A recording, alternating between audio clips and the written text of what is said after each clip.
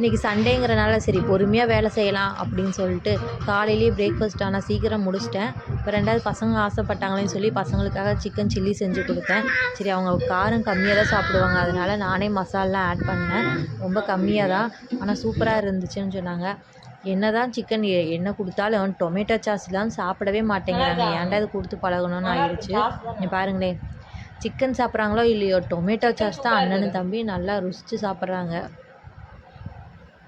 சரி மதியத்துக்கு வந்து பிரியாணி செஞ்சுக்கலாம் அப்படின்னு சொல்லிட்டு நான் பிரியாணிக்கு தேவையான மசாலா எல்லாமே வந்து வதக்கி வச்சிட்டேன். சரி கொஞ்ச நேரம் வந்து எண்ணெய் பிரிஞ்சு வரட்டுங்கிறக்காக வெயிட் பண்ணிகிட்டு இருந்தேன். இப்போ எண்ணெய் பிரிஞ்சு வந்துருச்சு. இப்போ பாருங்களேன், நான் ஊற வச்ச அரிசி வந்து நான் சீரக சம்பா தான் எடுத்திருக்கேன். அரிசி 2 டம்ளர் எடுத்து வச்சுருக்கேன். அந்த தண்ணியெலாம் வடிச்சிட்டு இப்போ வந்து நம்ம கிளறி விட வேண்டியது தான். பாருங்களேன், எண்ணெயெல்லாம் சூப்பராக பிரிஞ்சு வந்துருச்சு சிக்கன்லேருந்து. எனக்கு பார்க்கவே எச்சி ஊற ஆரம்பிச்சிருச்சு. வாசனையும் சும்மா கம கமன்னு இருந்துச்சு. நான் மசாலா வந்து பாக்கெட் மசாலாலாம் போட மாட்டேன், நானே அரைச்சி தான் போடுவேன் பிரியாணிக்கு. அப்போ தான் டேஸ்ட் நல்லாயிருக்கும். கண்டிப்பாக இந்த ரெசிபி ஒரு நாள் நான் போடுறேன், பாருங்கள், மிஸ் பண்ணாமல் பாருங்களேன். இதில் வச்சோம்னா தம் வைக்கிறதுக்கு ஈஸியாக இருக்கும், அதனால தான் நான் இந்த டபராவில் வைக்கிறேன். கிண்டி விடுறதுக்கும் ஈஸியாக இருக்கும். இப்போ பாருங்களேன், அளந்து வச்சுருக்கேன் தண்ணி. இப்போ 1 டம்ளருக்கு 2.25 டம்ளர் தண்ணி அப்படின்னு சொல்லிட்டு நான் வச்சுருக்கேன். நல்லா ஒரு 20 நிமிஷத்துக்கு வந்து இது மூடி போட்டு மூடி வச்சிடலாம். 20 நிமிஷத்துக்கு அப்புறம் அது எப்படி சூப்பராக வெந்து வருதுன்னு நீங்களே பாருங்களேன்.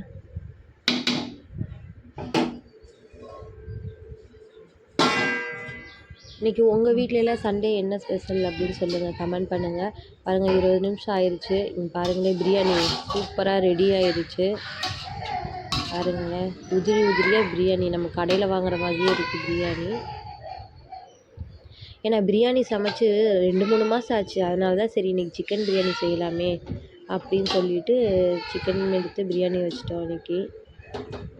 ஆனால் டேஸ்ட்டு நான் எதிர்பார்க்கவே இல்லை, செம சூப்பராக இருந்துச்சு. கண்டிப்பாக வந்து இதை நான் ஒரு வீடியோ போடுறேன், பிரியாணி செய்கிறது எப்படி அப்படின்னு சொல்லிட்டு. இங்கே பாருங்களேன், கடையில் வாங்குற மாதிரியே உதிரியாக இருந்துச்சு. சரி என் பசங்களை பிரியாணி ஊற்றி விடலான்னு கூப்பிட்டா அவங்க 2 பேரும் என்ன பாருங்கள், நல்ல கட்டில் தண்ணியை ஊற்றி 2 பேரும் நல்லா விளையாட ஆரம்பிச்சிட்டாங்க. கூப்பிட்டு பார்த்தேன், வர்ற மாதிரி தெரியல. சரி நம்ம சாப்பிட்டுட்டு அதுக்கப்புறம் அவங்களுக்கு பிரியாணி ஊட்டி விட்டுக்கலாம் அப்படின்ட்டு நான் சாப்பாடு போட்டு உட்காந்துட்டேன். இங்கே பாருங்கள், செம்ம வாள் 2 பேரும். சரி நானும் அவங்க ஆசைப்பட்டு விளையாடுறாங்களே அப்படின்னு சொல்லிட்டு விட்டுட்டேன். எல்லாத்துக்கும் தடை சொல்லிக்கிட்டே இருந்தால் அப்புறம் அவங்க இது கற்றுக்க மாட்டாங்கள்ல, அதனால தான். சரி பிரியாணிக்கு வந்து தயிர் பச்சடி இல்லைன்னா எப்படி அப்படின்னு சொல்லிட்டு நான் தயிர் அது கூட கொஞ்சம் கேப்சிகம், கொஞ்சம் வந்து வெள்ளரிக்காய், கொஞ்சம் கேரட்டு, இதெல்லாம் நான் எப்போவுமே வந்து தயிரோட மிக்ஸ் பண்ணி வைப்பேன். சூப்பராக இருக்கும் டேஸ்ட்டு. கொஞ்சமாக மல்லித்தழை இதெல்லாம் கலந்து தயிர் பச்சடி பிரியாணிக்கு செம்ம சூப்பராக இருக்கும். ட்ரை பண்ணி பாருங்கள். டாட்டா.